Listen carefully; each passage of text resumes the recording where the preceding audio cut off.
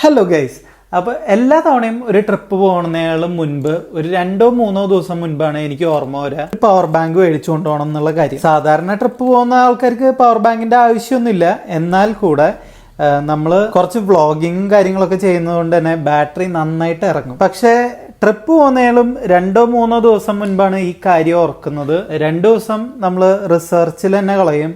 നമ്മൾ ഏത് power bank വേണം, വയർലെസ് വേണോ അല്ലെങ്കിൽ ഫാസ്റ്റ് ചാർജിങ് ഉള്ളത് വേണോ, അങ്ങനെ പല പല ഓപ്ഷൻസ് ആയിട്ട് ഇപ്പോൾ പവർ ബാങ്കുകളുടെ ഒരു വൈഡ് റേഞ്ച് ഓഫ് കളക്ഷനാണ്. അത് കഴിഞ്ഞ് ഒരെണ്ണം ഉറപ്പിച്ച് കഴിയുമ്പോഴേക്കും അതിൻ്റെ ഡെലിവറി ഡേറ്റ് നമ്മൾ ട്രിപ്പും പോയി കഴിഞ്ഞ് വരുന്ന സമയത്തായിരിക്കും. അങ്ങനെ ഇരിക്കുമ്പോഴാണ് നമ്മളുടെ ബ്ലാക്ക് ഫ്രൈഡേ സെയിലിൽ നമുക്ക് ആമസോണിൽ നിന്ന് ഒരു നോട്ടിഫിക്കേഷൻ വരുന്നത്, ഇത് 50% ഓഫിൽ പവർ ബാങ്ക് ഉണ്ടെന്ന്.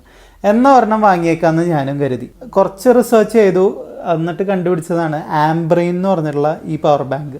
ഇത് 20,000 mAh പവർ ബാങ്ക് ആണ്. ഒരു 4 പ്രാവശ്യം നമ്മൾ ഫോൺ ചാർജ് ചെയ്യാൻ പറ്റും. ഒറ്റ നോട്ടത്തിൽ ഡിസൈനും കാര്യങ്ങളൊക്കെ കൊള്ളാം.